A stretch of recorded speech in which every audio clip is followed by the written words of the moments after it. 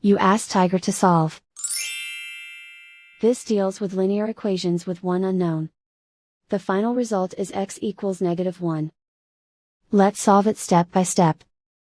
Group all x terms on the left side of the equation. Subtract 9x from both sides. Group like terms. Simplify the arithmetic. Group like terms. Simplify the arithmetic.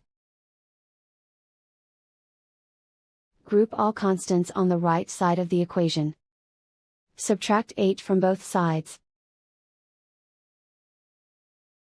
Simplify the arithmetic.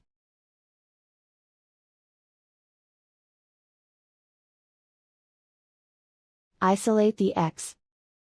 Divide both sides by -4. Cancel out the negatives. Simplify the fraction. Move the negative sign from the denominator to the numerator. Simplify the fraction. And so the final result is x equals -1.